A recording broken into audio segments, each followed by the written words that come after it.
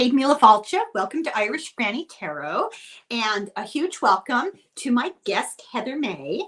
And Heather and I don't really know each other. We just met 10 minutes ago, and Sure. I invited her to come and talk with us about her near-death experience. And all of my returning subscribers are very familiar with the fact that, I talk about this sort of thing all the time. We've covered books about it.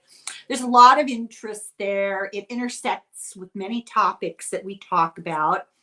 And I'm hoping to pick your brain. So, Heather, why don't you introduce yourself? Tell us a little bit about your childhood, if you have siblings, what your parents did, if you had a religious upbringing. Let's sort of set the stage. Sure. I was born and raised in Montreal, Quebec, Canada, and I have three brothers. Oh, I'm sorry. Oh, right. Always wished for a sister, but Anyways, yeah. So, and then I, like my family, all moved out west to Alberta and Calgary, and I had remained, and I, finished high school, and I went to college there and whatnot. And then eventually I did come out here. My father started off as a police officer, and then he got into forensics. So, I wish I'd known now. Boy, it's right up my alley. Go ahead. Yeah, we just, my husband and I, we just visited him. He's in British Columbia, not far from Vancouver. And so at any rate, yeah, we were just talking about his forensic days, and, one would think there would be PTSD or something in the day, but he said, no, it was just, they got used to parts. Business as usual. Yeah. Did he work on any famous cases that would ring a bell, like Carla Homolka or? Well, actually, he worked on the Pierre Laporte case with the FLQ and the radicals and. Okay. Yeah. The political thing. He didn't deal with that with the pig farmer. Was it? No. He did not. He did eventually get out of that, and he went into his own business.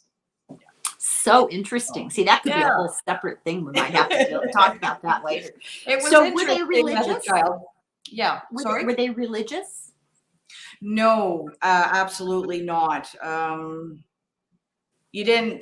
There was no discussion with it. I mean, usually children anywhere between 5, 6, 7, or 8 by time for sure. You're inquiring about heaven, God, Jesus, these types of things. So I did at about age 7, and I had asked my father because we had lost somebody in the family, and he had said no. I had said, well, what happens when we die? And he said, well, no, nothing. You're alive, you're dead, you're in the ground, that's it. So I took that at face value. 100%. Why wouldn't I? So that formulated a very secure belief structure in that. I went to Sunday school because my cousin was in Sunday school. We were the exact same age, maybe by 20 days difference. And her mother got sick of us, so she had sent us to the Sunday school church, which was basically next door. And I had never been. I'm going to interrupt you. What brand of Sunday school? Lutheran. Oh, okay. So kind of a generic Christian. Yeah. And so we were all sitting there, and all of us little kids, and she had never seen me before. And she said she had asked if I believed in God. And I said no. And she was absolutely stunned. She was actually honestly horrified. She said, what? And so she asked me to repeat that, and I didn't really understand, what the issue was at the time. So I did say it again, and then, she furthered it with, you mean you don't believe in Jesus? And I didn't know the difference. So I a lot of people, I don't think, do. So I said no, and all the kids, of course, were all sitting around and they're all looking at me, and it was very Horrified. uncomfortable. But I didn't really. What else was I going to do? I didn't know what else to say. I didn't know anybody, other than my cousin who was laughing at me. And then I just sat quietly through the hour. Did you only go the one time? One time. Did they call your parents and ask you not to come back because you were a heathen? No, actually, they didn't. And I don't really know why my aunt didn't send us again. I'm not really sure. Oh, I bet I can guess. But they weren't really religious either. Not really. Nobody in the family really was. And then, from there, I just kind of lived my life accordingly. I was invited to a friend's across the street when I think by the time I was 12, and they had invited me to go to their church, which was Catholic, which I kind of thought, oh, that might be interesting. I wonder what it looks like inside there. And so I was invited to that. And then we were in trouble because we were playing tic-tac-toe, which was not my idea. It was the girl I was with. They went every Sunday. But you have to, or you go to hell. Right. And somehow I was invited to take, to go up and take the wafer. Yeah. You're kidding. No, and I didn't know why, and I just thought, well, this is what you do, so I just followed the whole family, and it was one back then, and a little sip, and I just thought, oh, well, that's very interesting, and that was the one and only time I had ever done that. That's fascinating because we're enough of an age difference, I can assume, that when I was a child, we were told, you don't bring your non-believer friends into church, and you don't go into their churches. That was like a big no-no. Don't cross that demarcation line. And for a non-Catholic to receive communion is like this gigantic sacrilege. So I mean, there used to be horror stories, about the non-Catholic who went in and put the host in the back of his mouth and left the church and took the host out and then was hit by lightning because God was mad, yeah. Great stories, that you are so lucky. You have no idea that you were raised free of that fear and that control. You're very lucky. Yeah, it's so interesting. So time goes by and you're an adult, and lo and behold, one day you have this unusual near-death experience.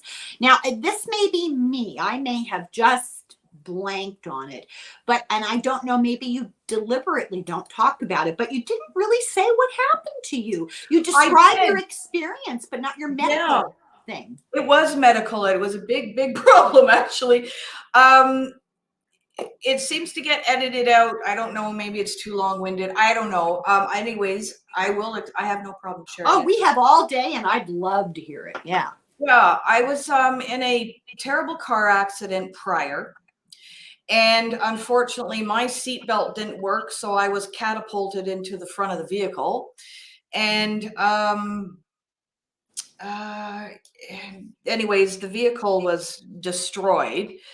And my legs and that, they were black and blue. I lost a tooth, this front tooth, and had fractures and, all this stuff that was going on. And from there, it was months of a horrendous Charlie horse. And I kept seeing doctors, and I, had terrible migraines because, of course, where was the pain in your chest? This is after. This is after Charlie horses and that, but yeah, it started in my back, to be honest with you. Okay. I just had a hard time breathing eventually. So I was going to many doctors. Altogether, I saw 10. Oh my God. Doctors. And I was concerned. I was worried about, from the car accident, that I now had blood clots. Yeah. And eventually I ended up diagnosing myself with the last 2 doctors. And I had said, look, I'm going on vacation. I'm an avid cyclist, and I've had this Charlie horse for a few months now. Now, And where was the Charlie horse, in your back? oh no, sorry, it was in my leg, my calf. Okay. So, Yeah. okay. 2 plus 2. Yeah. Yeah. So, and they, everybody kept saying, "Oh, you're ridiculous. You would be in a lot of pain." So the last two doctors, because they were both in the room with me, the last two, and they said, "Well, if you were in a lot of pain, um, you would actually be showing us you were in a lot of pain." And I said, "Well, what would you like me to do? Cry?" I don't really know what more I can do other than saying on a scale of 1 to 10, it is a 10. I Yeah. don't know what to tell you, I have a high threshold. You have a high pain threshold. Not Yeah. everybody weeps and cries and tosses around, Some Right. people, they get a splinter and they have a fit, and other people are stoic. It's not even that you're blocking the pain, it's that your No. experience of it is not as acute. Yeah. Right. Yeah. So they had, I said, well, I'm concerned. I'm going on holiday and driving. And of course, it is in a sports car, and it is a 16 to 18-hour drive. And I'm concerned because I think it's a deep vein thrombosis. By this time, I had diagnosed my own self. What it And sounds like. Yeah. yeah, they laughed hysterically and told me I was a ridiculous young lady, and I probably really do need the vacation and to go and enjoy my vacation. And it was by And that don't time, worry your pretty little head. right? Just God. go. So yes, and so I thought, if something's going to happen, I have no control over it. I've tried 10 doctors. I've now run out of time to see doctors. And, I kind of threw my hands up and thought, well, okay, whatever's going to happen is going to happen. Can I ask you how old you were? Yeah, I was 27 at the time. And so at any rate, went home and literally packed because we were leaving that morning at 5:30 in the morning. And so, what could I do? And I had a young daughter at the time. And so anyways, we drove to, we were almost at Penticton, BC. And all of a sudden, I didn't have a Charlie horse anymore. And it was a relief to me in a way, because of course I didn't really realize what that meant. What But that meant, yeah. I thought, oh, good. It's not horrible to walk anymore. That's great, And so we had, a little picnic, and then well, a few hours later, we were at my grandparents, and so we were enjoying the evening there. And then it was the next day. So it's basically now we're 24 hours after the initial, I don't have a Charlie horse feeling anymore. And we brought mountain bikes and whatnot because, like I said, I was an avid cyclist, and I could not at the time keep up to my daughter. Yeah, my daughter, who was. So you were really short of breath. I was short of breath. And I thought, oh, well, maybe somehow I got sick. Maybe I have a chest infection. I didn't really know what to think of it. So I was short of breath, and it just felt like some pressure. But it was at my upper back along the bra strap area first. And I didn't understand that. And so, couldn't really cycle. And then we decided, well, we'll go to the beach. And so I did that. And I was just super tired. By the time the evening came, I was ready for bed at like 8:30. And I just absolutely exhausted. And the next morning, it was a little bit more harder to breathe. It was when you really are starting to get a chest infection and you notice that it's tight. That's how it felt. And then drove to see my father. So we left my grandparents and drove basically around to Langley, British Columbia. So what's that, like about an hour? From there, no, you're looking at about what, 2.5 hours? Oh, it's even farther. Okay. Yeah. And so approximately, So anyways, got there and had a visit, and we even went to the Fort Langley Park. Now, I would need people to understand that I was the type of person who did not want to alarm anybody about anything. I did not Yeah. want to draw attention to myself. Right. Don't want to make And a fuss. yeah, and certainly not discuss if I'm not feeling well, because, I was always kind of, as a little kid, I was kind of like a sickly kid. I was Yeah. always sick. And so I just didn't say. And that afternoon was really rough. I was getting chest pains by then. And it felt like my rib cage was inflamed and swollen, and it was very painful. But again, I didn't know why. And all I knew is if I sat back in a chair, that was killer style. So I just sat up straight and didn't lean on anything. Oh my God. Didn't lean on anything. And so anyways, that day went by, went to bed fairly early because, again, very exhausted. So I was probably in bed by 9, but I couldn't fully lay down. I found if I fully laid down, it was harder to breathe. Yeah. So I slept with pillows behind me, kind of like sitting up, And the next morning, because I was with my fiance at the time, and I said, I really don't feel well. But his concern was we were expected to be in Vancouver for a dinner party and can't cancel that because everybody's expecting us, is his friends, right? And I said, "Oh, I'm really not feeling well. I'm beginning to think maybe I need to see a doctor."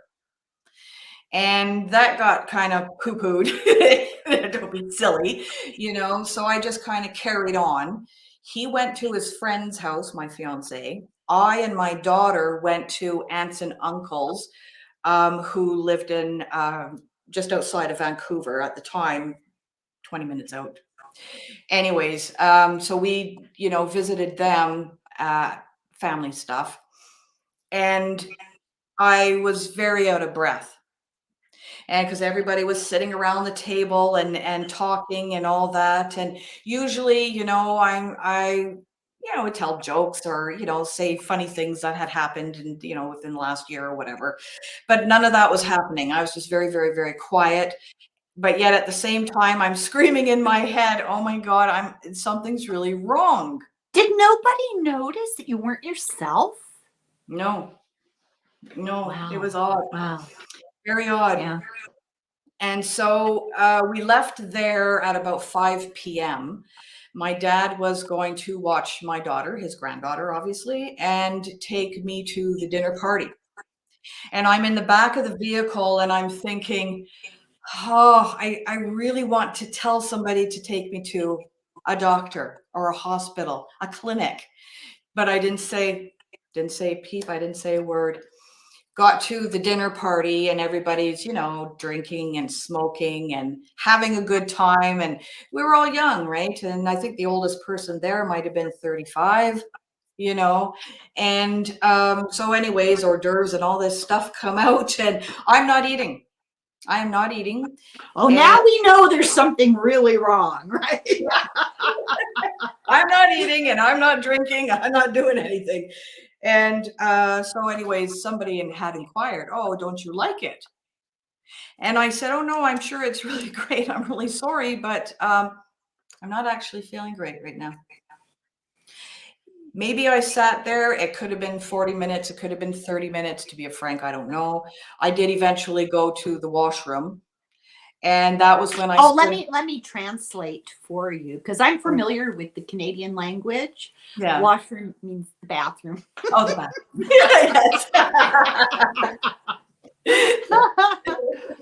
This is true. So yes, I did. I went to the bathroom and, stood there looking in the mirror. Not that I had to go to the washroom at all. I didn't. No. But I stood there and I said, Heather, if you do not call for help, you're going to die. It was such a deep knowing. Yeah. You cannot pass it out. You cannot explain it away. Yeah. You can't ignore it anymore. It just really is extraordinarily present every way you can imagine. It's a feeling, a knowing. And so I said, okay, I have to get out of this bathroom and I have to let them know I need an ambulance.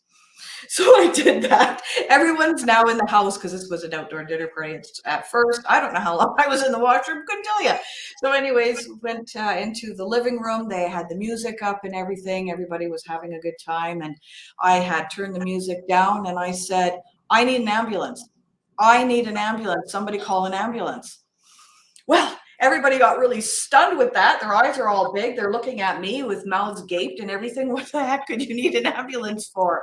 Right? Well, I didn't know. I just knew that if I didn't have one, I was going to die.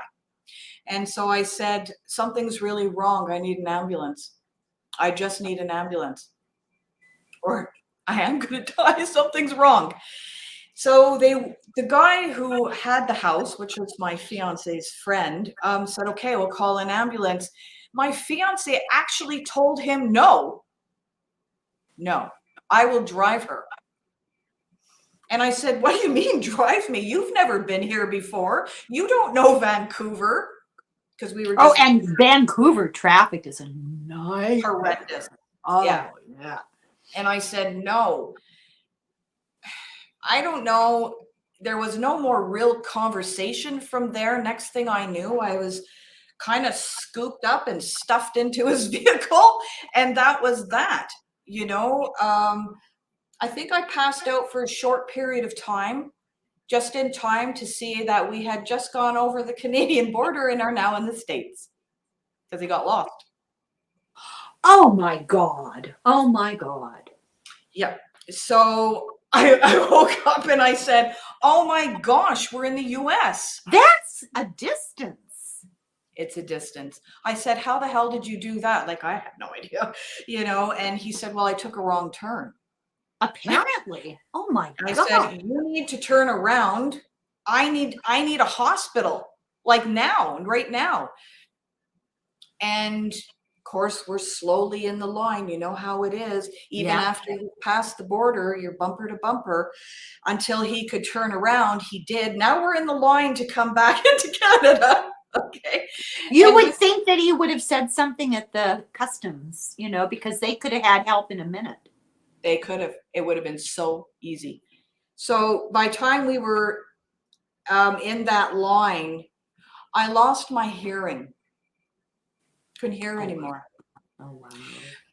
So, but I could still speak, you know. So I said, I need to go to the washroom. And then we're still in the line, and I don't know how long that took. And there's the washroom, and I had pointed at it because by then I had lost my ability to speak. I wasn't speaking, and I couldn't hear. And I pointed, and he drove me up. We were parked right in front of the doors, and I had opened this vehicle and, you know, hand over all the way, you know, across the car basically till I got to that door and opened it. It's not that I had to go to the washroom again. You know, I stood there, I splashed water on my face and I stood there. I leaned up against, because it was a long counter full of sinks. And I rested in between the sink and the hand dryer. I just leaned up against that. I suddenly just lost energy. And I was everything was kind of holding me up. The sink and the hand dryer were kind of holding me up. You were getting progressively less and less oxygen. You know, yes. The clot was getting bigger. Yeah. Yeah. So at any rate, then this elderly lady did come in. I was very thankful to see her. But she was talking to me, and all I could see was lip movement. Oh, my God. And she came up and she, you know, she was an elderly lady and she was taking my temperature, you know, how under the ear and then on the forehead. And she kept going back and forth. And I know she asked me something. And I'm screaming in my head, help, help, help. I need help. I need help. I need an ambulance. I need something. I need help. But it was just screaming in my head. She went to the washroom. She came out. She washed her hands. She was still trying to talk to me. I said to myself, oh my gosh, she probably thinks I'm stoned on something. and I just really want some help. And she left. I don't know how long I continued to stand there. I have absolutely no idea of time. I said, well, you better get out of here, Heather. So I did. I hand over hand all the way down that long counter till I got to the door, put my hands on top of the hood of the vehicle, kept going till I got inside, very carefully sat down because of course it seems like my whole back and everything is so inflamed that any pressure on these parts of me was painful, very painful. And I had gently sat down. He was, yeah, when somebody's angry, it's like, and he was doing that. He was obviously PO'd at me for who knows, maybe I took a long time, I guess, and then he continued to go. And I thought, oh, yes, because by time we're actually at the booth, they're going to see something's wrong with me and get me some help. Yeah. So we got there. He even pointed at me. And I went like this, and I was trying to speak, and then my fiance kind of took over things, and he said, no, she's okay, or whatever he said, and we left. Well, by the time I got to that stage, I knew that no matter what, I was dying. That incredible level of there's no hope now, you're gonna die, comes over you. And for a little while, not long, I was afraid. I was just going to ask you, were you terrified? Yeah, for a little while there, I was actually afraid. Because I didn't want to be dead, but I knew now there was no hope for it. I was going to be dead. And then as he continued to drive, I don't know where we were. It was some dark, lonely highway. Couldn't tell you. And he went on it was such a real hairspin kind of curve, off an exit, I think. Don't know. The pain from that was absolutely beyond excruciating. Beyond, because I remember screaming, in my head, and I guess I passed out because when my eyes were open and all I could see was the dash of the vehicle. I was really up close to the dash of the vehicle. I was very confused over that, mind you, because I could see the intricate design of the leather. And I went, wow, why am I so close? Why can I see that so well? That's strange. I didn't understand that. I could, the radio channels and all that stuff I could see because I was right in front of it. And you tilted forward when you passed out, and you didn't realize you were actually resting on it, right? Didn't realize, didn't even know, the pain was absolutely excruciating. And there was a darkness that did start to come. Well, I was kind of confused about the dash in front of me. Didn't have an answer to that. But I really noticed darkness coming. Came from behind, sort of, and down. And I don't know how I sensed that, but I did. I really don't know how I did, because it came from behind me. Behind and sort of above. And as it came, and I'm watching it get, darker and darker, my line of vision got smaller and smaller and smaller. And by this stage, I know I'm going to die. And there's an incredible level of surrender that comes over you. It's like the body, it's from the body somehow. I don't know how that works, but it just seemed to wash over me, a peacefulness of surrender. Well, that's interesting to hear, because if you've ever had a panic attack, when the body reaction in a panic attack is similar to when you're in medical distress often. And you'll have this flight or fight type response, and the fear level is excruciating. So I'm surprised to hear that you were as sanguine about the whole thing as you were. You had some fear, but you talked about some fear. Most people would be in an utter state of panic, and then the surrender. I think probably because I honestly didn't have the energy for it, one. The other was I was just in a hell of a lot of pain. And This is that just was quite a story. My God. that was yeah, that it was awful, to be honest with you. But that surrender was just very it, it's just it's there's no way out, and this is the journey now. There's no way out, and this is what is going to happen now. And there's that acceptance that comes over, and which is what I ended up feeling. And so the darkness comes more and more and more until I'm looking out of a very, very tiny little hole, which I found odd as I'm still slumped forward. So how long was I slumped forward? Don't know. Why did he pull me back? Maybe it was just a minute. I don't know.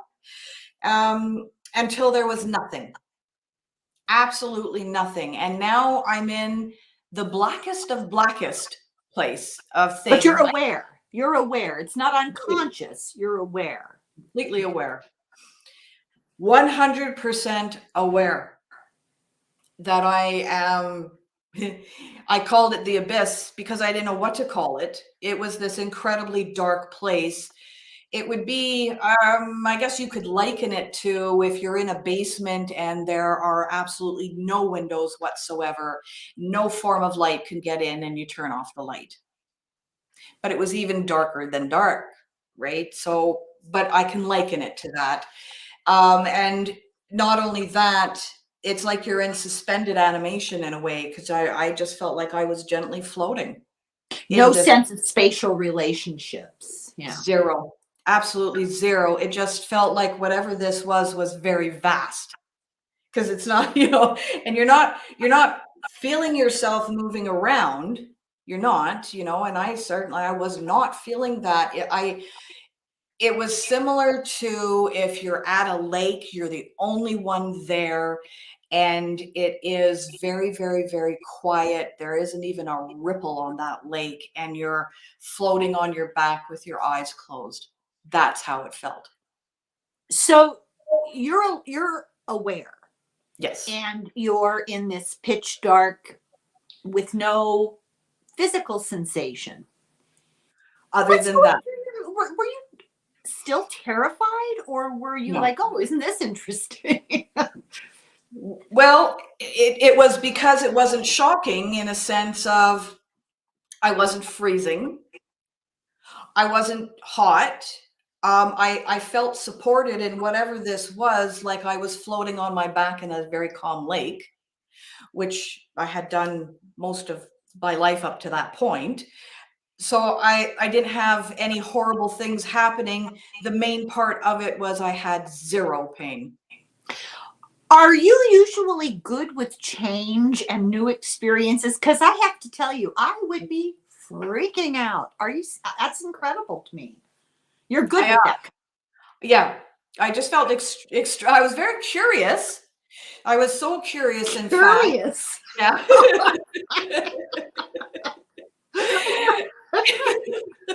I'm very curious. I'm a curious person, Yeah.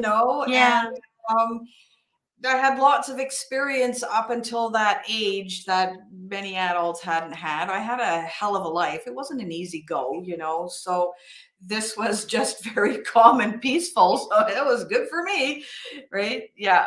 And I felt very calm. Spinning Calm, and yet oh, there we curious. go. You got frozen, and then we both started to spin. Oh, okay. Okay. All right. Yeah, So so the last thing you said was something about having a hell of a life, and yeah. Yeah, I had a hell of a life. It was a hard life, you know. I was in a group home, girls group home, oh yeah, and you have to fight for your stuff. You have to fight for yeah, your space. yeah. And never mind all kinds of other things, but I wasn't in pain. Great. I felt very calm and at peace. Fantastic. I wasn't in any form of fight or flight. Yeah, Not you at all. didn't feel an existential threat. None. Just No. you just were. I just was. I Really was hard to just wrap your head around that. It is very, very hard. And I was very, very curious because I didn't know where I was or what was happening. I didn't understand it, definitely. And I tested because I'm a tester. And so I had put my hand in front of my face because I really wanted to see how dark is it. I was actually quite curious, and I did do that, and it was like, oh, okay, well, I can't really see my hand, but a little tiny. But you felt like you had a hand. You still felt like a body. Yeah, I still felt like I had a body. It's like I guess like an energy body. I don't know, but I still felt like me. Yeah. Essentially, I was me. And so that was confusing. And so I kind of looked around and I couldn't see anything except way off in the distance. I could see a tiny little speck of light. And I wasn't sure if that was what that light was. I guess one could liken it to a very distant star, I guess. I didn't know what it was. Like a pinpoint. Very tiny. And it was the only thing to look at because everything else was pitch black. And so I watched it. And then I noticed actually it was coming towards me because it was distant and it was sort of, oh, hey, it seems kind of a little bit bigger now. And I just continued watching and watching and watching. Oh, it's getting bigger and bigger. And oh, what is this? Now I'm questioning, what is this? And then it was kind of like, oh, that kind of looks like a funnel, like a tunnel, like when you pour, yeah, but it was the opposite. The narrow spout end. Yeah. The narrow spout end, but as it got closer to me, that end was wider and it was more narrow above, so I'm looking at that and I thought, well, that's awfully strange. And it got bigger and bigger and closer until just like that, I was in it. And I had that sensation of moving upward. Now, this started to freak me out completely. Well, it's about time. Yeah, because I had stuck my arms and legs out like a starfish. I thought I could reach the sides and it expanded. Oh, God. And now I'm freaking out completely. Yeah. Now I'm completely freaking out because now I don't have any control whatsoever. I can't stop from going up to whatever up is. And what is this thing? What am I in now? And it was really, what the F is going on? So now I'm freaking out. Did your head go there? Did you actually think, oh, am I dead? Or were you just completely confused? Completely confused. No idea. I don't know what this is. And it really was, what the F is this? What the F is going on? And it was all the swearing and all that. And I had absolutely no control. I don't want to be moving into this. I know I just didn't want to be there. I preferred the black, quiet place. Oh, interesting. Yeah. But the swirling was, it seemed like it had many dimensions of light to it. So you had your grays and you had some sparkling, like silver iridescent whites in there too. And I guess if I had paused long enough, maybe I could have seen the beauty in it. But to be honest with you, I was freaking out still. Now let me make sure I understand. So when you talk about the swirling, the light itself was the tunnel light. Turmoil. Okay. Yeah, because it's you can see it moving around. It actually moves. Yes, and so anyways, there's sparkling too, and lighter light, and the higher you got, the lighter it got, until I came to this brilliance of whitish, bluish light that I ended up trying to shield my eyes. I had, it was so bright. It was incredibly bright. And again, I feel like I'm on a floor, like I'm standing on something, which makes no sense, really. Right. Well, it doesn't make any sense, but I still don't know where I am. Still don't know what's going on, have no idea. And in this distance, I can see the brilliant white, bluish light, yes, but now I can see body forms coming out. And lots of them. it's not like it was like 10 people. It was like there was hundreds of people, a lot of people. It would be like going to a game, like a football game, and those really bright lights, you take all of those bright lights and you stack them on top of each other. I've never been to a football game, but I hear you. I understand what you mean. Yeah. And they're then, backlit. And then you have a large crowd of people, maybe 200, 150, like a large crowd, start walking towards you from those lights. At first, you're not sure. Then you start to sort of see what looks like is movement. It's dark, but I still didn't know until I started noticing the more they were walking that they had body shapes to them. Mm-hmm. Yeah. Right. And yeah. So I'm looking at that and I'm really confused. I am really, I'm not understanding, but the closer they got, then it was, keep the F away from me. Keep the away from me. Stop.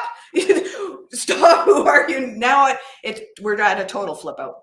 Now, were you still just seeing dark shapes backlit, or were they starting to develop features? They were not quite at that stage, but almost about to develop features.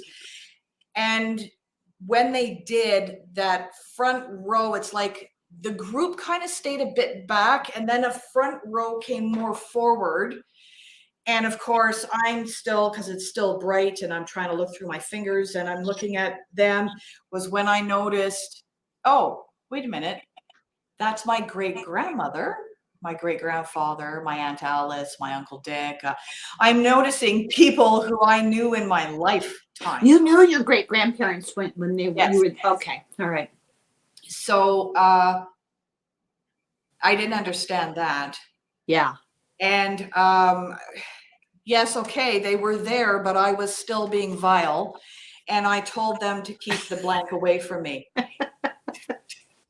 I don't think that's vile. I think that's and confusion, Yeah, well, I mean, I knew they were dead, so what are they doing there?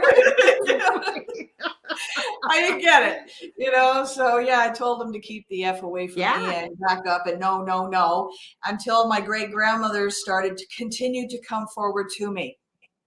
And by this stage, I'm saying F off, F off, Yeah, and she got closer and she said, Heather, it's Nanny. Now she sounded like Nanny and she looked like Nanny, That just is mind-blowing. Now I've calmed down in the swear angle of things. And I was looking at her and she said, she got quite close, but she didn't touch me because I had taken a step backwards. And she said, Heather, you have died. And I was like, what? How is that? No. It still makes me want to cry to this day. Oh, yeah. That is just, how do you wrap your head around that? Yeah. And I was very close to her. And I totally didn't understand it, And sorry. Oh, it's okay. Take your time. Do you want to change the subject for a second, or this is not to torture you, No, it's okay. It's okay. Were you really close to your great grandmother? You were really close to her. Yeah. How old were you when she died? It was just before my 6th birthday. Oh, you were very young. Yeah. So that even makes it a bigger shock, I would think. Yeah. Well, yeah, because she had been gone for a long time. Yeah. I mean, she had been gone for a long time. Yeah, definitely. Yeah. So, so at that stage, because I had put my hands over my, my temples and then over my face, and I fell to my knees on the floor. How is that there? I can't tell you, and I don't know. That's such a physical shock reaction, but no physical body. Oh my God, right? Bizarre. Yeah. So, and I had just crumbled down to my knees like that, and kind of in a ball, my head basically on my knees, as I was kneeling on this whatever floor, which doesn't make sense. And I'm trying to process it. That's what I'm doing. I didn't get it, and I didn't understand. And then she was just suddenly no longer in front of me, back with the first line, which was my family. And then this other, it was a different light, and it felt the frequency of it. Not that I had that language at the time, but it Right. felt Right. different.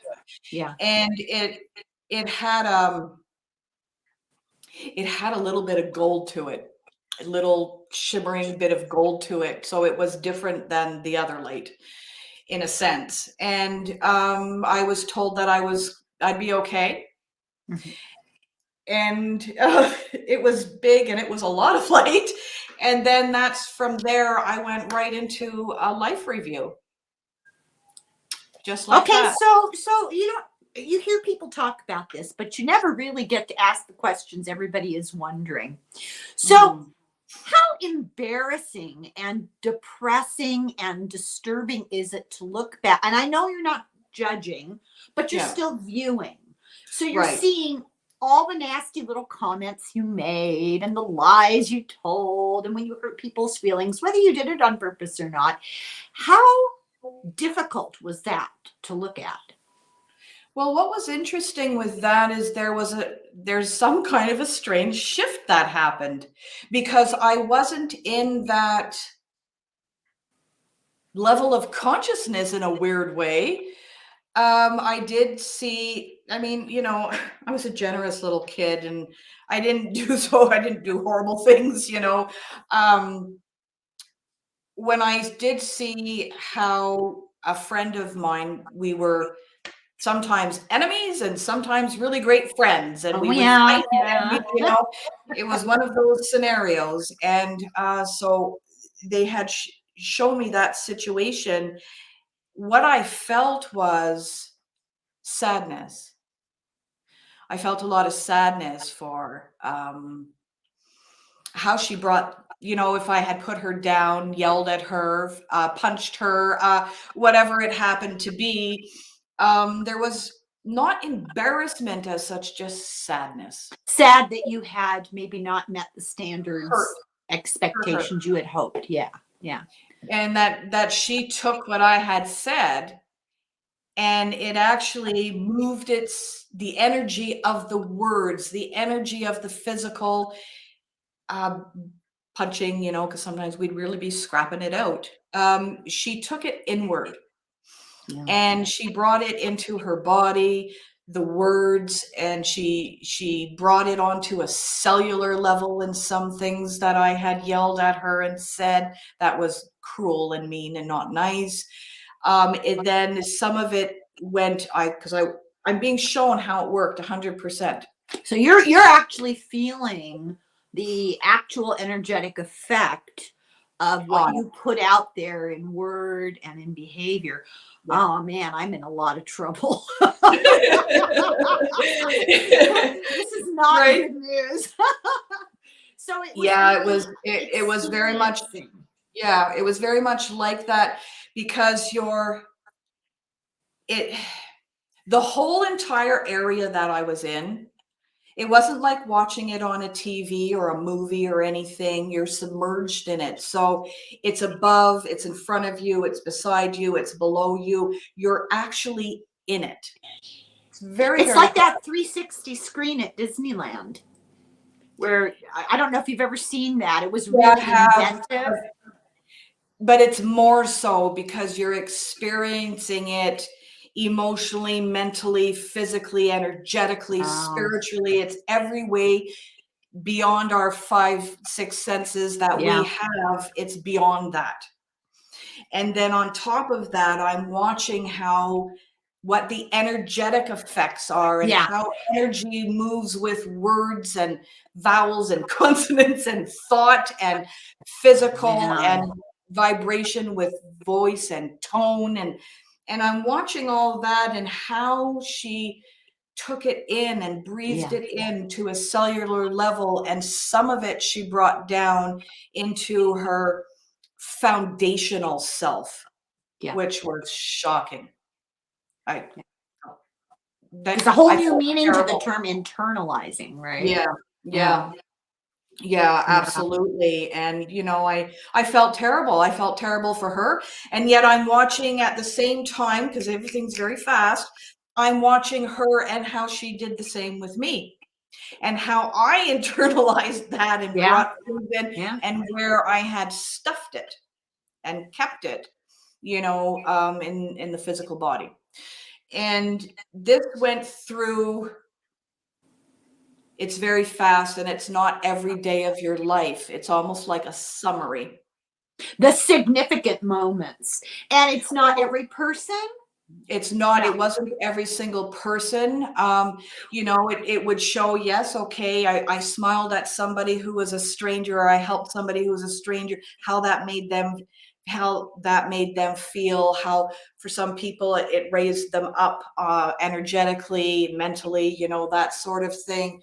I think one of the largest ones was I had no idea on sharing something with somebody, was one of the girls in the group home, that she's more than her body, and to not go out and do, because Right. No, I gotcha. yeah, Yeah. Yeah. and in those days, I mean, you weren't prepared. You were thrown out within the week of graduating high school.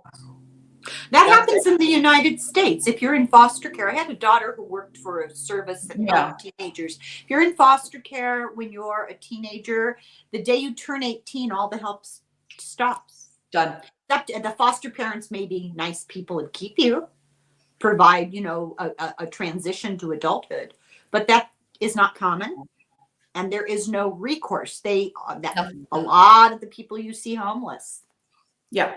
Yeah. And so, unfortunately, or, I mean, people have to survive. And so that was her thought period on how she could survive. What are you going to do?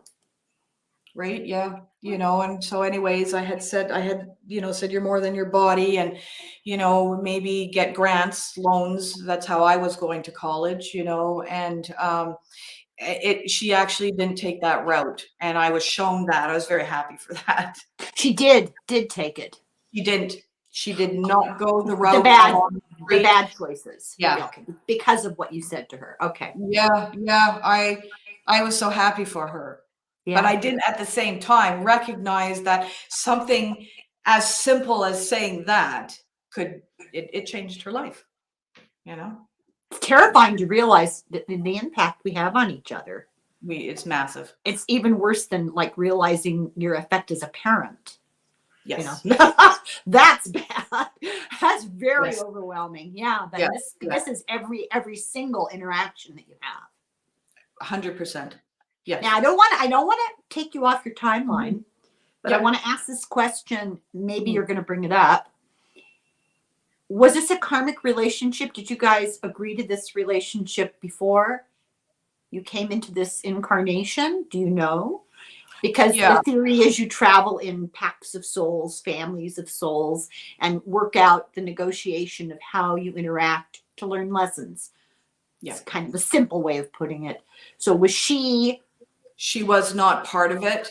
okay? When I was on the streets and still going to high school and had everything in a backpack, I had contacted a lady's name that I had remembered, who was in the in Longueuil of Montreal, for counseling and whatnot, and I had contacted her. I would say she was a savior for me. Because I mean, I was on the streets basically. I was, living here, living there one night, but I was still going to school every Yeah, day. they call that couch surfing, where you just stay It was wherever you. Yeah. it was surfing, a lot of surfing, and I had run out of surfing. There was nowhere else to go, and I still wanted to stay Oh, in school. So she found this place for me. So I mean, she was one of the helpers, definitely. like an Because I mean, angel. I mean, I know that word gets really overused, but yeah, yeah. yeah. Yeah. So, but with the family, my family, siblings, some other strategic people who were in place. There was a teacher, the vice principal, even, who were contractually in agreement with part of Okay, the so you did get to figure that part out. That I find that very interesting. Yeah. Yeah, they were very specific on how the contracts worked, actually. It was Oh, all good. after your So death. don't forget that, because when you get to that, I'm really curious about that. Yeah. So anyway, she changed her life as I was going through the life review. And then it went to, from there, we went to like my stepfather and uncle and things like that, and other family members. And um, that was when it was very quickly explained to me about karmic and agreements. Mhm. And so with my stepfather, let's just call him, there was a karmic agreement, and in another lifetime, I had killed him. And in this lifetime, he made my life like a torture zone, So I had an understanding of that. It wasn't immediate. Was I thrilled with it? No, I wasn't thrilled with it. But this is what was being shared with me, and it's not just here's the information, watch the little movie. It's multi-dimensional. It feels like, that Did you you can. understand the concept of karma? Because you're not from a religious background. Sounds like you had other things on your mind, survival being the biggest Yeah, one. yeah. So was this concept all completely foreign to you? No, because it's placed within you. So It's yeah, you're carrying it around in your DNA. You're fully aware of it. You're just oblivious, right? And you're oblivious, yes, okay. but I mean, because on that level, as it's being explained to you, it's immediate, and you know it on dimensionally. Yeah, you go, That's oh yeah, okay, genetically, right. yeah, Yeah, you yeah, you yeah. really do, and you remember it somehow, that, oh yeah, this is right, this is how this works. And oh yeah, okay, I chose those parents because they were going to show me, this, that, and the other thing. And I'm a very resourceful person, and to move forward and to not harbor rage and anger. And there was many things to be learned from them, including that, the one thing about love was there's a lot of things that you have expectations of. You give love, and therefore now I expect to receive it from you. Right. Right. It That doesn't always sounds work that fair. way. Doesn't always work that way, Yeah. so it was a lot of information within it, with specific people, really. Love being one of them, anger and rage being another part of it, karmic. My mother and I had done, I think it was 9 lifetimes. Oh, good Lord. We had a long contractual agreement. Yeah, big time. And I know some of it went back as far as the Seven Sisters. And then there was another part of it where the last lifetime I had killed her and another child. It was the 20s, and I don't know why, but I drove off the cliff with the children, and my mom was a child at the time. She was the girl in the back seat. Whoa. So this a realization, I'll call it that, an Mhm. understanding that happens immediately. Sounds like a much more sophisticated, nuanced, Yep. intense version of when you hear a philosophy or an ideology and it resonates for you, and you go, "Oh, of course, that makes sense." This is on a huge or gigantic, or those are not words, but level. Yeah, Yeah, it's all encompassing. It yeah. really is, and it really is an evolution of understanding as well, in a Oh, way. well put. you know? Yeah, because even when I came back and I had started to talk to my mom about that last lifetime, Lifetime, right? he had said, "Stop. You were wearing," and she described what I was wearing and the vehicle that I drove off the cliff. Oh, good Lord. Are you And I said, serious? "Wait a minute. what? How do you know that? You know? And she How said, did well, she? she said, I just got that now. Wait a minute. Yeah, you were the mother with your Now, was white she coat. receptive to the notion of receiving information externally, and then she was She open to could. it? She could. She denied it a lot of the times, you Hmm. know, but she could. She definitely could. And so it was just very bizarre because I was going to tell her about it, but instead she was the one who told me about it. But how remarkable and how helpful, how healing for the two of you, for her to have that sudden realization while you're Yeah, talking. I mean, that's beyond. it was. Yeah. It was. So these are some of the things that I was Hmm. shown and integrated and, you know, had a very complex understanding of at the time. And Fascinating. So you do the life review. mhm. It's instantaneous and all encompassing. And so, what are you supposed to do with that? Then what? Okay.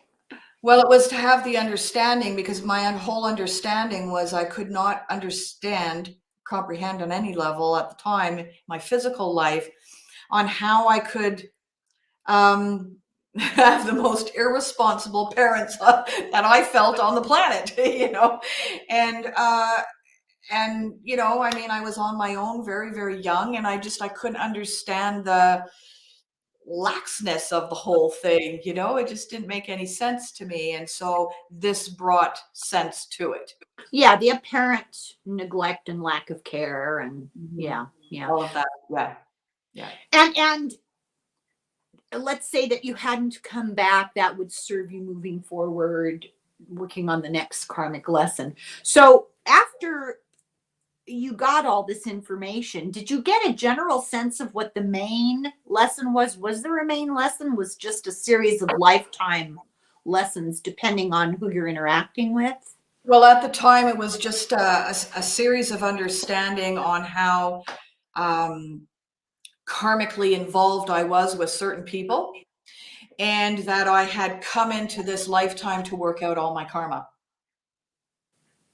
And that was really clear.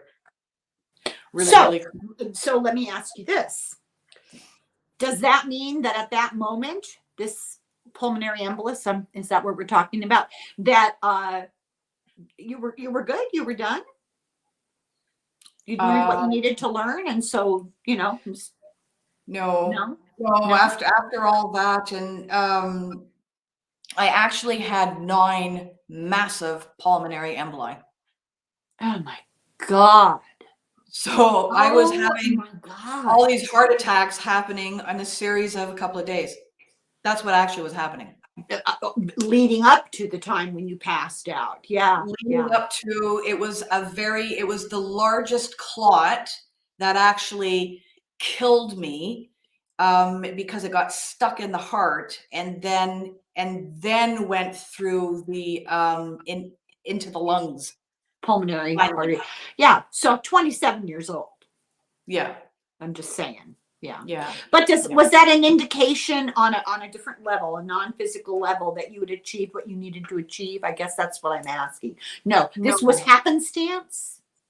This was actually, it was a reminder that I was so incredibly far off of my um, agreement, life Oh. agreement path, Oh. which is why even though I saw 10 doctors, nobody was going to help me.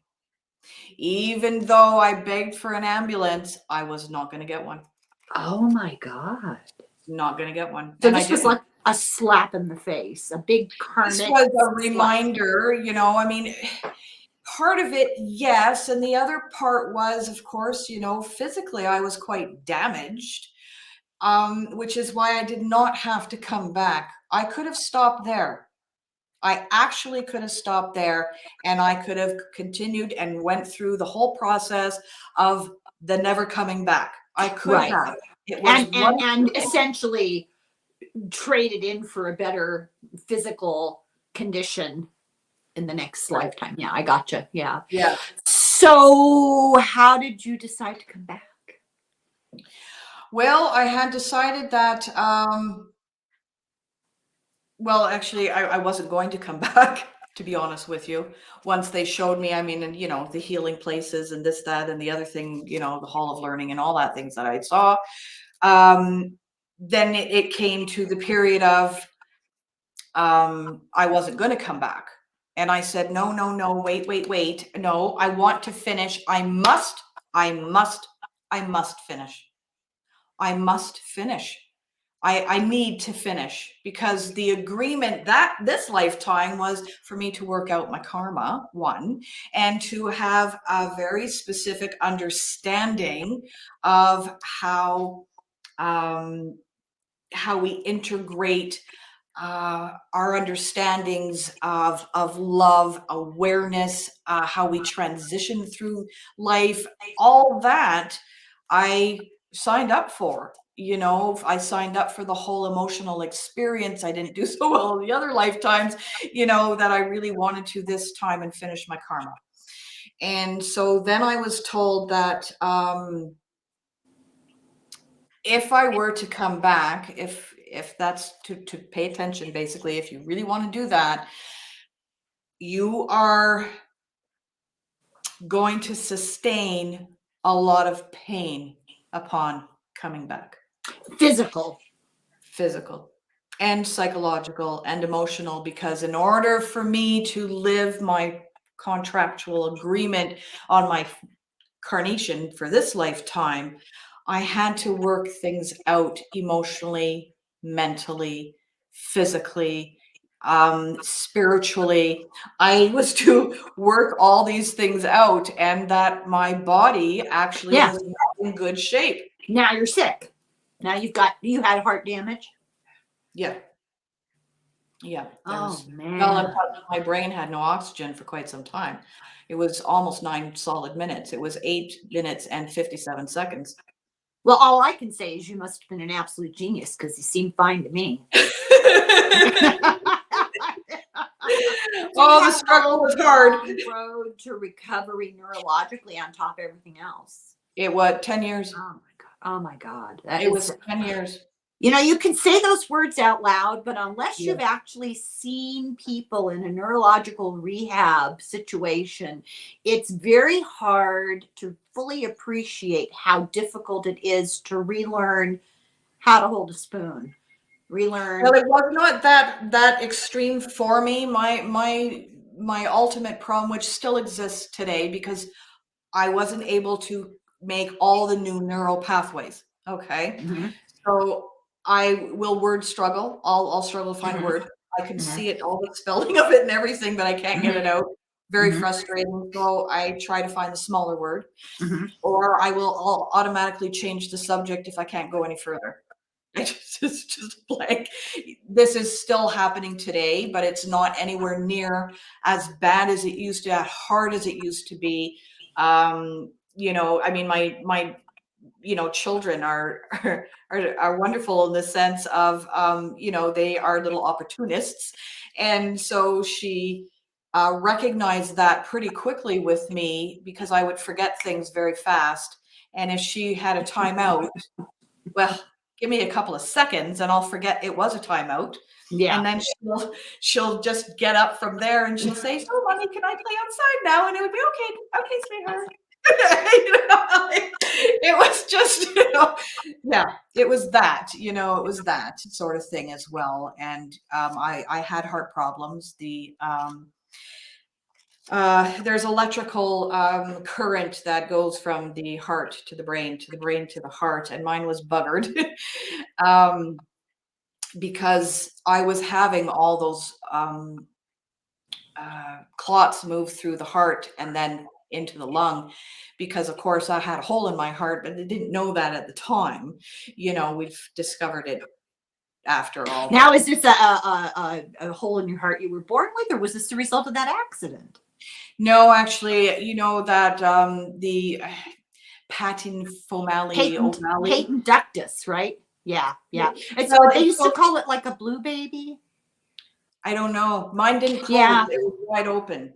100%. There's in embryonic development, there's because you're not using your lungs, you know, there's this opening in the heart that closes right before you're born, sometimes Oh. shortly after you're born. That's normal development. In Mhm. some babies, it never does. In the old days, they used to call them blue babies. They were anoxic. They didn't have enough oxygen. Things weren't Oh, circulating the way they were supposed to. And yeah. so they look blue, you know. But they have surgery now. I mean, they know what to look for, and they'll patch the hole and you're good to go, you know. Yeah. But you had it and you were able to function, but it caught up with Nobody. you. Yeah. Yeah. So when I was at the Vancouver hospital and they did uh I don't know, like I said, I was in and out. So some nuclear test on the lungs to figure out what the, how horrendous the issue was. And I just remember them coming out. I was with my nurse and they woke me up and they said, "We just had to touch you to see that you really are alive, because we may see one and somebody survives that, but not nine massive, No, it's never, ever, mind boggling. Mind. never, ever, ever, and I kind of chuckled and I said, well, yes, because of course I have a secret, right? And I said, yes, I am obviously real and I don't know how this exactly happened, but, and then my next memory is I'm in a hospital bed, but I've got all these doctors around me and they flew a specialist in. And I don't know why, but I was told this, flew a specialist in from a pulmonary specialist from Seattle, Mm-hmm. landed via helicopter at the hospital, and he came to see me as well as all this other doctors. I don't know if Because they this all. is freakish. You understand that. You were like, no offense, but it's absolutely freakish that you survived. They probably have never seen that before and never will again, you know. Well, that's what he said. He said, because he introduced himself and I smiled, but I mean, I'm thinking, yes, I have a tremendous secret.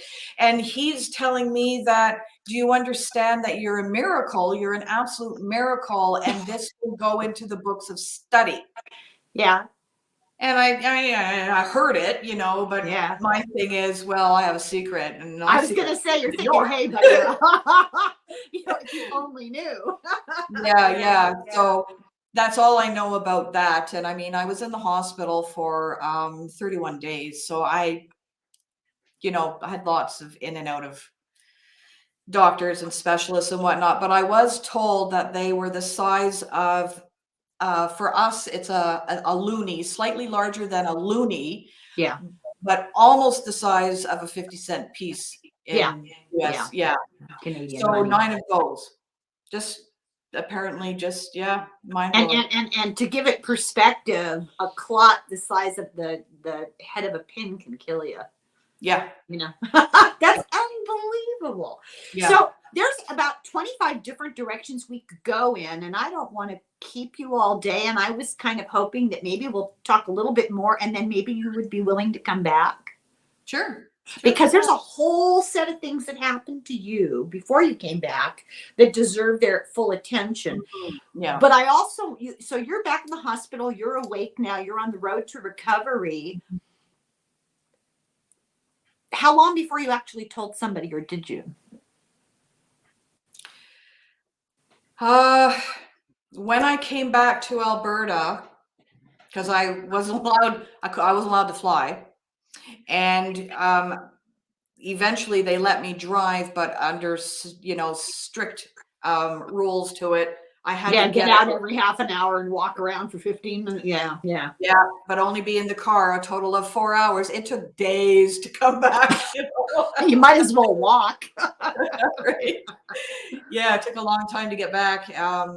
I tried to tell my mom because she had to continue to take care of. I had 2 cats at the time back home, and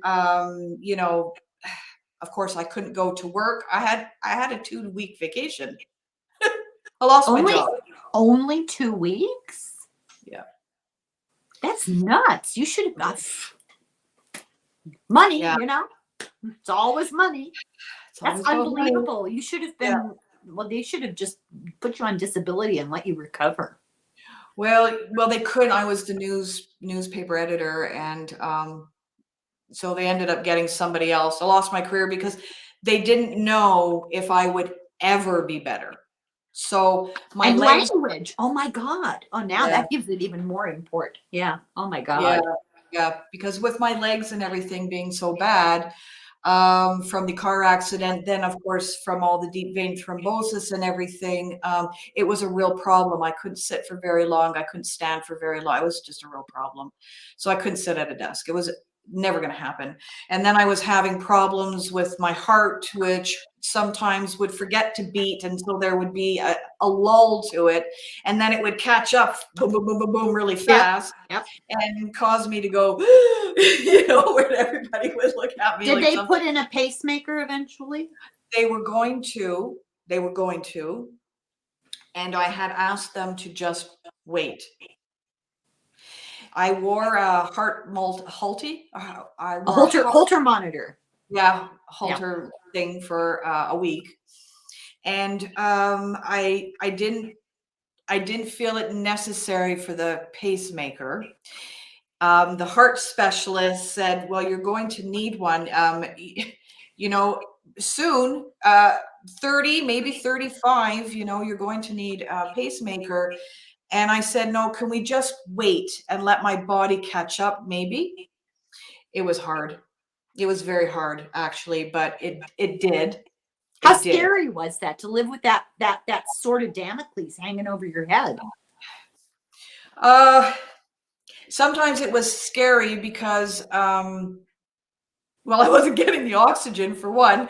That was scary, and then it would catch up, and that extreme pounding heart flutter, whatever thing, Hmm. that I found quite scary. It Yeah, is. Yeah. Yeah. It's yeah, terrifying. yeah. And so I found you're living with, we all live with uncertainty. We just are in yeah, severe denial. Your denial was stripped away.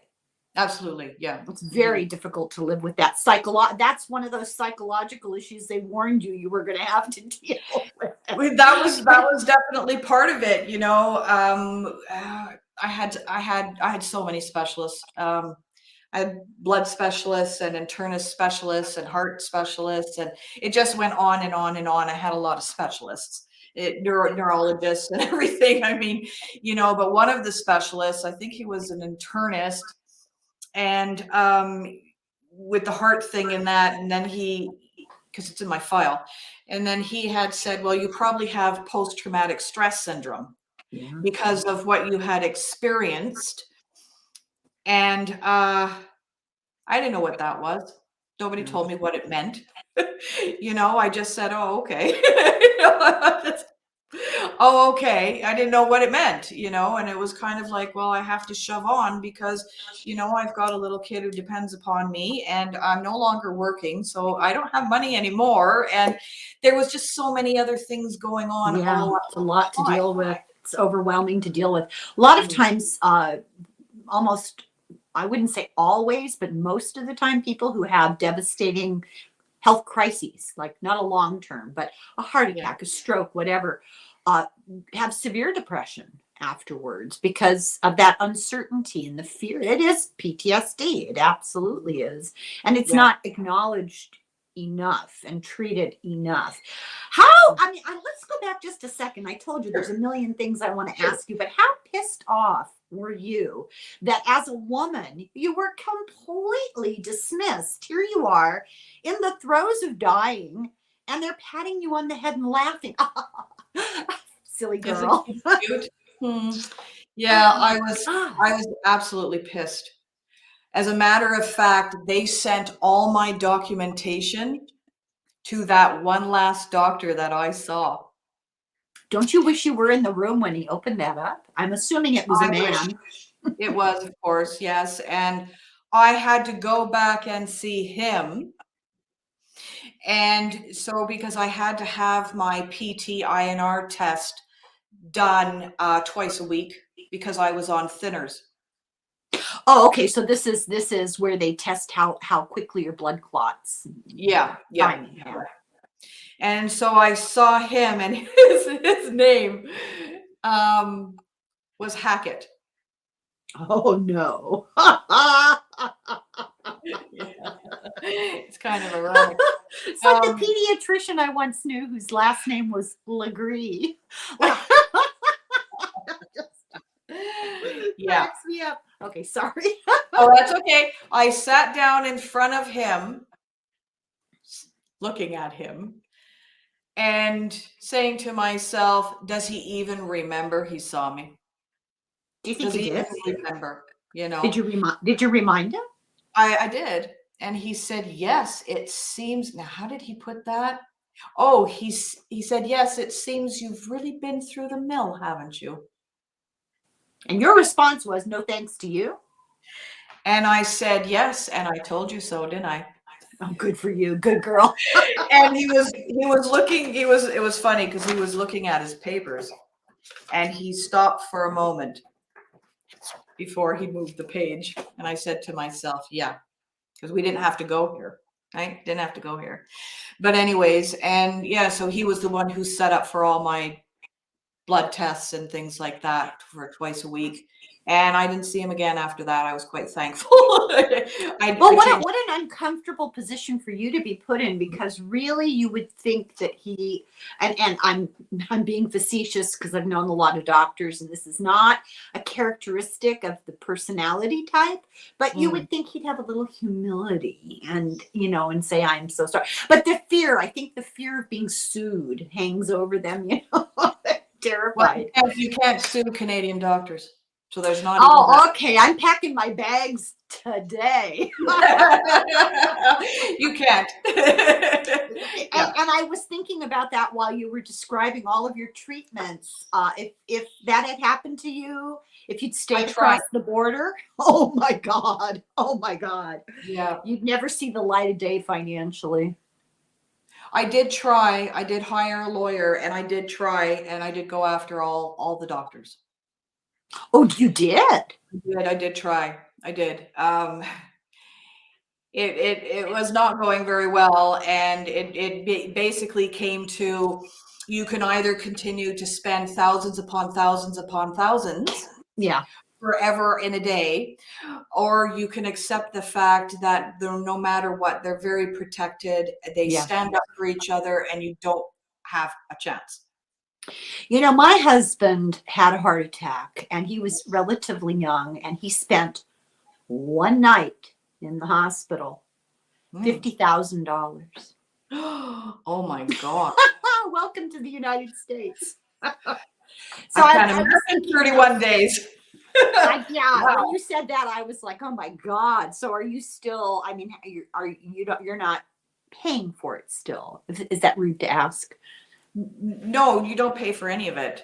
No. That's what I thought. That's what I And thought. yeah, and because I was out of province, so British Columbia had to send all my documentation to be paid for to the province of Alberta, who then paid all the specialists, all the doctors, all the tests and everything, hospital stay in British Columbia, because that's how it So works. it's not a national, well, correct me if I'm wrong, but does that mean that it's provincial taxes that pay for your health care? Well, provincial and federal. Okay, so it's a combo and they needed to get in Yeah. touch with the so interesting. That Mhm. damn socialism, Yeah, yeah, you know it. Yeah, yeah. So So yeah, it's been what, 10 years now, you said? no, it took Oh, 10 long. years to heal. It took Yeah. 10 years to heal as far as I could. And that was going through all my belief structures, because don't forget, my entire belief structure shattered. Well, So when I got the impression you really didn't have a strong, like maybe theology or doctrinal um, sort of background. You were kind of well, just going along. yes, no, yes and no, because when I came back with all the sight. So with every person, I've been looking at their energy. moving, and they would be talking, and I could watch all the energy come out with everything they had to say and think, and it was just unbelievable. It was that was an evolution of understanding on Well, the that was one of my questions, because a lot of people who experience, like most people who have a near-death experience, return with some psychic ability. It sounds like you really had, and do you still have that? yeah. Oh God, I wish you would have told me. I would have gotten an umbrella or something to hide it. No, Yeah, I did. so that must make it really difficult to meet people, because when you meet them, you already know a lot about them. It took a while to learn how to shut some of it down Mm-hmm. and have that only open up if somebody had asked me, because I watched our houses, our furniture, everything is in motion. Mm-hmm. Yeah. So everything that keeps it together is Mm-hmm. vibrating. And they're That's plasma physics. That's the Yeah. newest quantum physics. So Yeah. remember what I told you earlier before we started recording. I wanted to talk to you about the continuum where metaphysics and actual physics meet in the middle, which is what they're beginning to understand. It's potato. Some people call it spirit and energy, and others call it non-local information, but It's same all thing. together. Yeah. So Yeah, that's yeah. fascinating. What would you say? This is an impossible question. I'm not even sure if I can phrase it correctly, but what would you say the overall picture, big issue understanding is of reality that you returned with? In 25 words or less.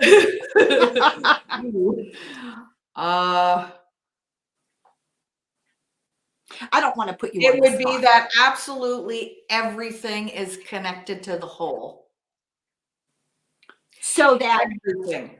when Literally. one person suffers, we all suffer. When you put a kid in a cage at the border, we're suffering the repercussions of that. This There's is a why level, we should yeah, care. there's a level that we all know. Energetically, we are all absolutely connected. There isn't a moment in time that we're not on this linear, here on this stage here. And certainly out there beyond it, multidimensionally, we are connected to Yeah. everything universally. People give me a hard time occasionally because I really stay in tune on top of current events. Let's just generalize current events. Mhm. And it can be extremely difficult and it can be stressful. And people Yeah. say, why are you obsessing? Why do you pay too much attention? Just, you can't do anything about it. Do what little you can. This is why, because it matters what happens to people anywhere. What happened this morning in Gaza, that's our suffering, that's our pain, and that's our responsibility and repercussion. Yeah. Would you say that's what you learned? I did. The fundamental thing of that is whether we are even consciously aware. Subconsciously, we know and we are connected to that. That experience that may be way over there, we are connected to the vibrational frequency of the suffering. Right. And would you say that more and more some people are starting to become aware, tune into that they're finally, some of us are finally feeling that, which is why people feel stressed and depressed and worried. They can't label it. They don't know what it is they're feeling, but they're beginning to make that connection on a more conscious level. They I'm are, guessing here. well, I've noticed it has been a progressive change. It certainly would say 10 years ago, definitely was a big point. And now certainly 5 years ago, and definitely the last 2 has been another shift. And people feel globally, they can, even though they're not able to say, oh my gosh, I feel the suffering of the people over there. They can't actually say that. But what they end up feeling and connecting to is the uncertainty, is the stress, anxiety. Some people can really feel hatred, the hatred that's out there. And they're feeling it coming inward, and they're starting to feel it seeps in.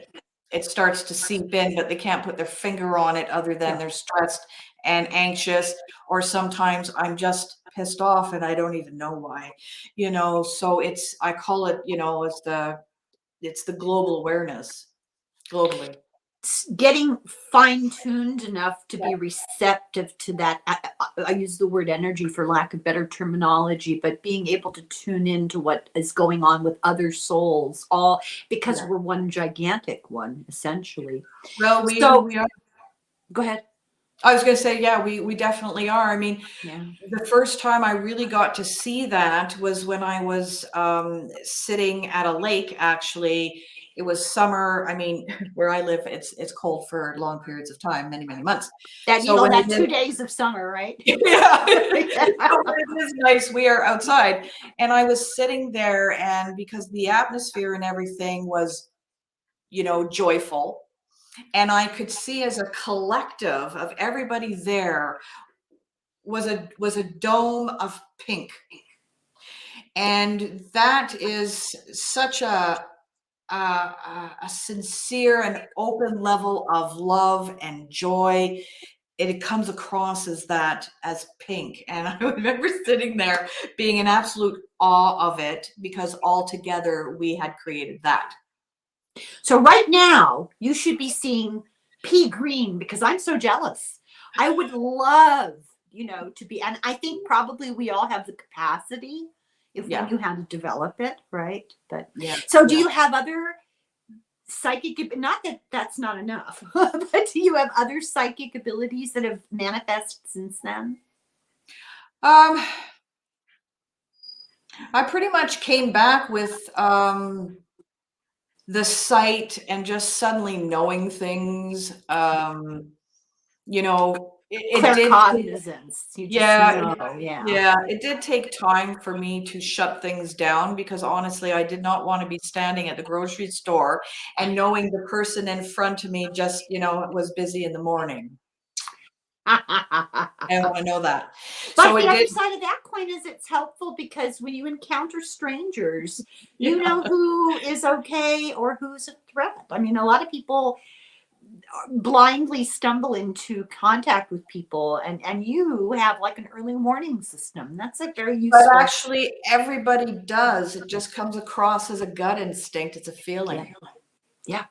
And Yeah. everybody absolutely has that. But I mean, I didn't want to know in the lineup, and who was feeling really depressed and who was Yeah. having financial trouble. And I didn't want to know that, so it did take, it took quite some time to learn how to shut it down for that. I mean, I'm not going to lie to you. It's not perfect. Sometimes I'll go out, it'll be a large group of people, and it's a lot of energy. It's just It's too a much. lot of Yeah. energy.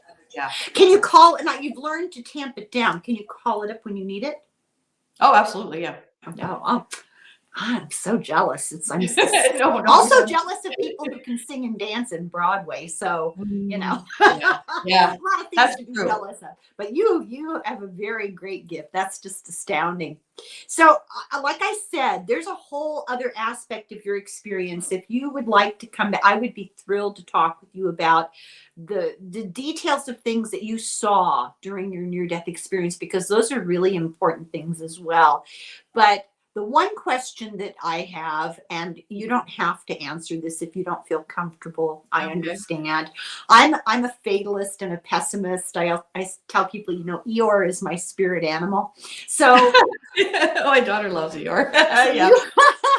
you were shown the future and you had to shut them down because it was too painful for you. What can you tell us that would be useful for us moving forward? Because this year is excruciating already and it's February. Well, as I saw up to and just past this basic time frame, and to be honest with you, I can't be very helpful about it, because I did beg. It was begging, to shut it down because I really couldn't deal with it. It's too much. Yeah. It was way too much, and that's why I say, well, maybe they were going to get to the good stuff later, but for that period of time, for the evolution of man from, for warring, all these wars and Conflict. and Yeah. all the protests and anger and conflict and blame, lots of blame, there was so much, and with everybody in their specific groups, as opposed to the understanding that we're all really brothers and sisters. But it's so manipulated. You know that. It's so It manipulated is. and it's so cynical. The blame is manufactured and encouraged and It is. stirred up. If you meet your neighbor on the street, it's much more likely that you're going to have a positive interaction, pass the time of day, find common ground, than in a larger national or global setting, because we are intentionally, very cynically pitted against each other. It serves the purpose of power and greed and psychopathy. So, having said Psychopathy, that, definitely. Yeah. the stuff that you saw has come true. Yeah. Yeah. I've been watching it for a long time. I really have been watching it for a long time. I've been silent all right up in point till I had that last interview, and I let out a little bit of it, but I've been silent. I haven't even told any of my, my daughter or anybody very much about it. Even my very, very, very good, sister friend. I have never said very much about it, other than I watch this space very quietly myself and say, yes, okay, and there's going to be more protesting and there's going to be more upheaval. And I do know that, I recognize that, unfortunately. I also recognize further division and having people classified in all these groups, which is detrimental for the entire populace, the Of entire course it planet. is. Yeah, because say it together, we're all connected. We are. We are. I'm hearing what you're kind of talking around, Mhm. and I'm with you there because Yeah. I talk a lot to a lot of different people who are on various types of psychic or, and Sure. that's the consensus. When you put all the stories together, that's the consensus. And there really is not a lot on an individual basis that we can do.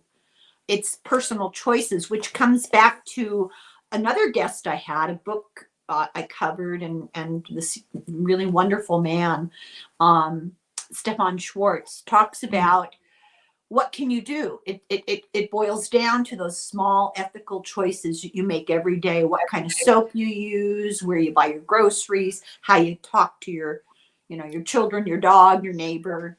Yeah. How you talk to everyone, everything, how you treated everyone, how you treat everyone and every single thing, to be conscientious and conscious as much as possible. I think that's what we're here for, to be conscious and to actually be responsible for what we bring to the table, to be responsible with our energy. Like, it just goes on and on. But I mean, these are a few of the things, anyways. To our purchase power, even, Right. He talks quite a don't bit buy. about that. Yeah. Yeah, don't buy the unethical whatever the blank is, right?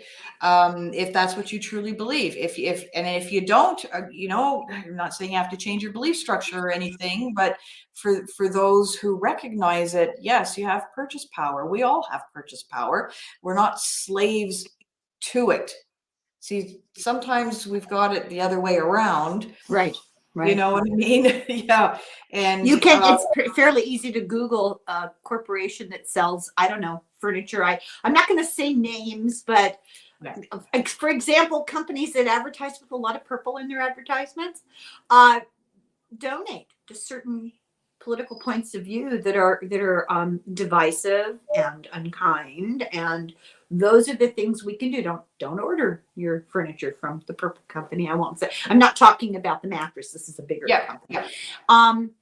You're right. Those little choices are what make a huge amount of difference. All I can say is I'm in all kinds of trouble just for thoughts alone, because I have a constant internal monologue going on about who I'm mad at and what I don't like.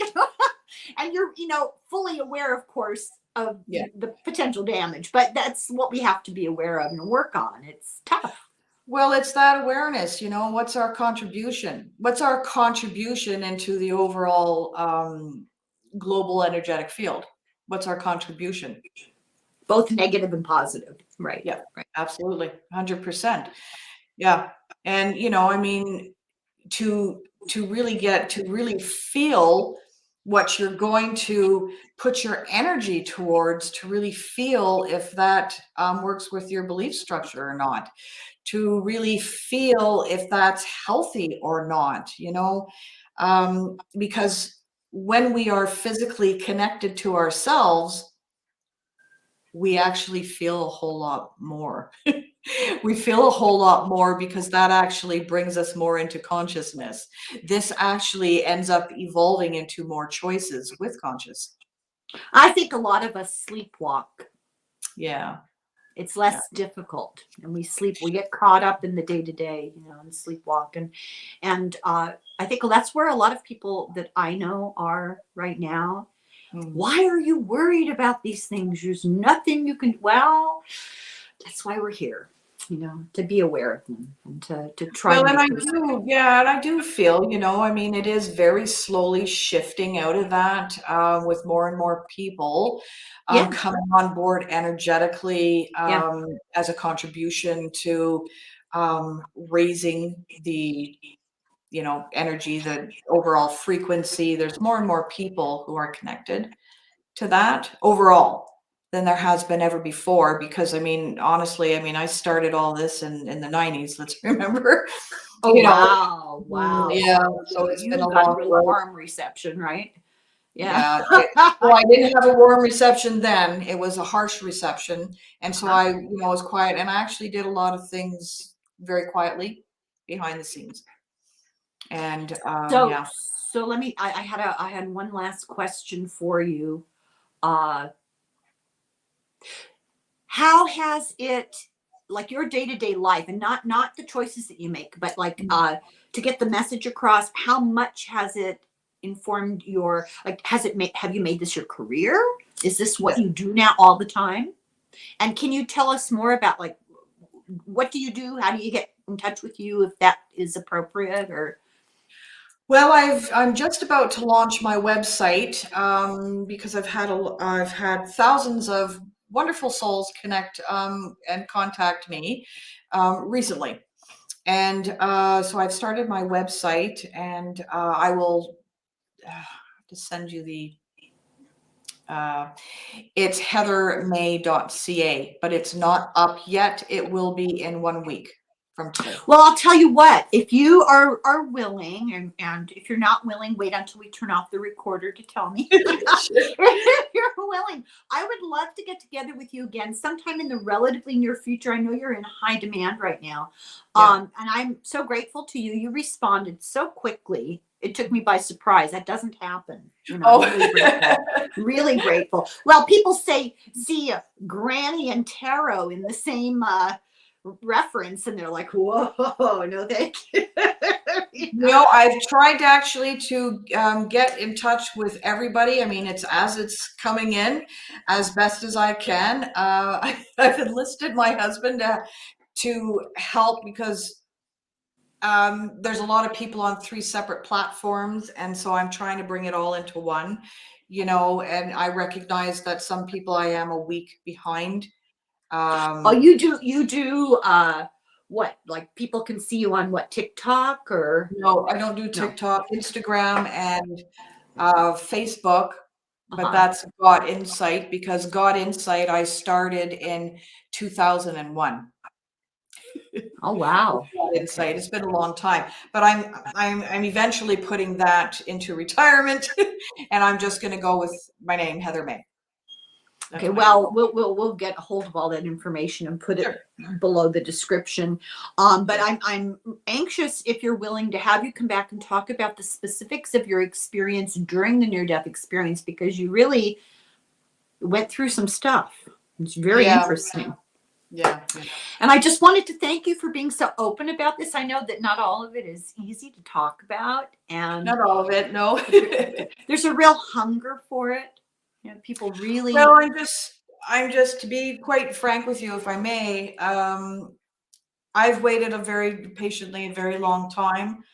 I was told that I would have to wait for people to who are ready.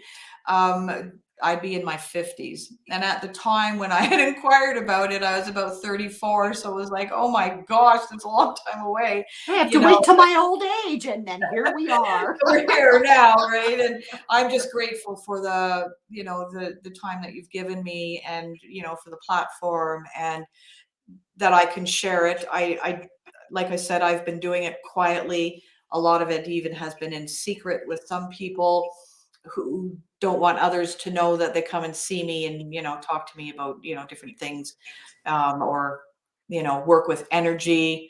I do teach people how to work with it, how to call it in and actually work with specific frequencies. So that, because that was one of the things that came back with, right? So I'm just glad to have the platform I'm that you are. delighted. I'm absolutely thrilled to have you here. Appreciate it so much. And I have wonderful, wonderful viewers who, rarely ever do I get any kind of negative pushback. People are wonderful and so appreciative, hungry, really hungry for information. So I'm really grateful to you, Heather. Thank you for being vulnerable enough to talk about something that was, quite traumatic. Well, you are technically the third person, so here we are. Are you kidding me? No, Oh my God. Well, I hope it I wasn't too brutal. no, no, no, it's okay. People had said, oh, she's so emotional about it. Well, I probably will be for the remainder of my days. Well, you should be. Yeah, This is what it's all about, right? This is why we're exactly. here. If you're not emotional about this, what are you emotional about, What, right? Yeah. what could be more so, right? Unless, Yeah. of course, you watch 90 Day Fiance, and then that'll wrench your heart. You think your heart was racing before. Isn't that the truth? Oh, Okay, that's well, awesome. you Thank stick you. around for a second. I want to get Sure.